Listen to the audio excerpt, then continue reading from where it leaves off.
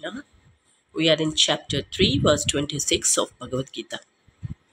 Na buddhi bedam janayed न बुद्धिभेदं जनयेत् ajnanam karma sanginam अज्ञानां कर्मसङ्गिनां josayed sarva karmani जोषयेत् सर्वकर्माणि vidvan yukta samacharan. विद्वान् युक्तः समाचरन्. Let us repeat.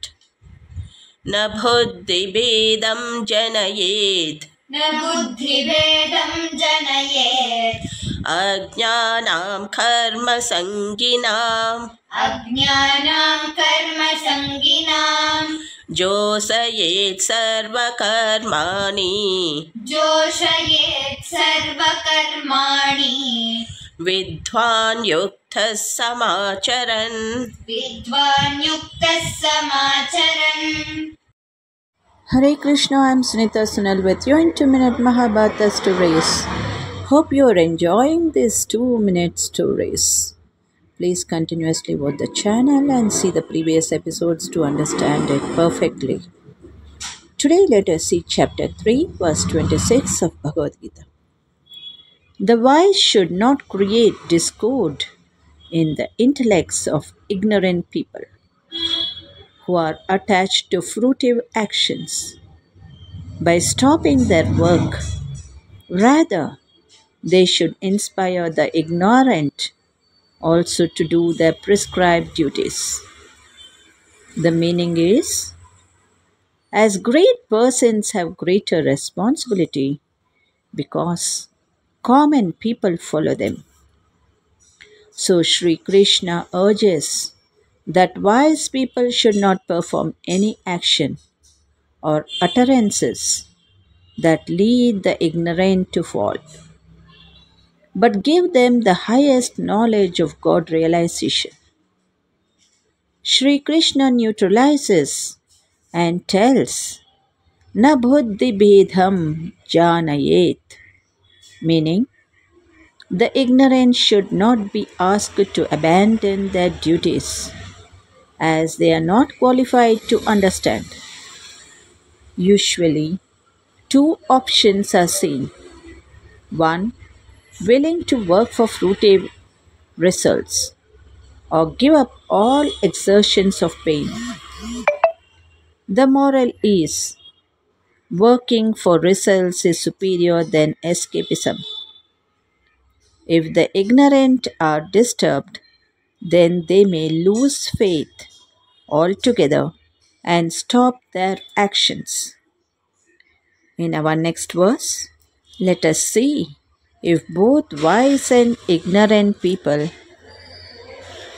perform Vedic actions, then what is the difference between them? So keep watching and wait for the next episode.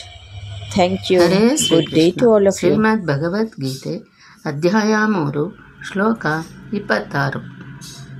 ನ ಬುದ್ಧಿಭೇದಂ ಜನಯೇದ್ ಜ್ಞಾನಾಂ ಕರ್ಮಸಂಗಿನಾಂ ಜೋಷಯೇತ್ ಸರ್ವಕರ್ಮಾಣಿ ವಿದ್ವಾನ್ ಯುಕ್ತಃ ಸಮಾಚರನ್.